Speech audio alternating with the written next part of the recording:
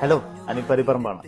വിശുദ്ധമായ റബീഉൽ അവ്വലിലാണുള്ളത്. മുത്തുനബി സല്ലല്ലാഹു അലൈഹി വസല്ലം തങ്ങളുടെ ജന്മം കൊണ്ട് അനുഗ്രഹീതമായ വിശുദ്ധമായ റബീഉൽ അവ്വൽ. ഏപ്രിലക്കം പ്രവാസി വാനയിൽ ബഷീർ മുളിവയൽ എഴുതിയ പ്രവാചകനെ പകർത്തുമ്പോൾ എന്നൊരു കവിത കണ്ടു. ഒന്ന് വായിക്കട്ടെ.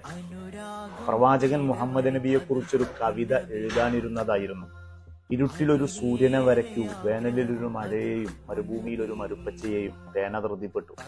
അമിതമായി മധുരം കഴിക്കുന്ന കുട്ടിയെ ഉപദേശിക്കാൻ മധുരം ഉപേക്ഷിച്ച സൂഫിയെപ്പോലെ നബിയെ എന്നിലേക്ക് പകർത്തുന്നതിന് മുമ്പേ ജീവിതത്തിൽ പകർത്തു. കടലാസ് ഉപദേശിച്ചു.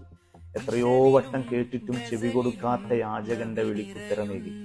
എത്ര മനോഹരമാണ് അവരുടെ പുഞ്ചിരി. പൂക്കൾക്ക് പോലുമില്ല അത്രമേൽ വശ്യത. കണ്ണിലനാഥത്വത്തിന്റെ കടലുമായി നിൽക്കുന്ന കുഞ്ഞിനെ മാറോടണച്ചു കണ്ണിലൂടെ ഒഴുകിയ പുഴയിൽ അഴുക്കുകൾ ഒഴുകിപ്പോകുന്നു. നാവിൽ നിന്ന് കളവുകൾ പറിച്ചെറിഞ്ഞ് അൽ അമീനാകണം. ഹൃദയത്തിൽ നിന്ന് കറുപ്പെടുത്തു മാറ്റി കരീമാവണം. മോഹങ്ങളുടെ ഭാരം താഴെ വെച്ച് മുഹാജിറാവണം. പൂവുകൾ എന്നെ നോക്കി പുഞ്ചിരിക്കുന്നു. പക്ഷികളും മരങ്ങളും മലകളും കുശലം പറയുന്നു.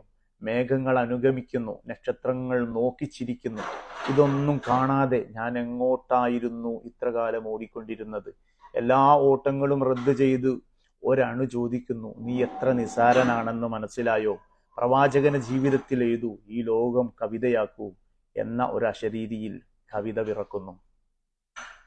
മുത്തുനബിയെ അതിരറ്റ് സ്നേഹിക്കുന്ന വിശ്വാസികളുടെ കൂട്ടത്തിൽ നമ്മയൊക്കെ ഉൾപ്പെടുത്തട്ടെ.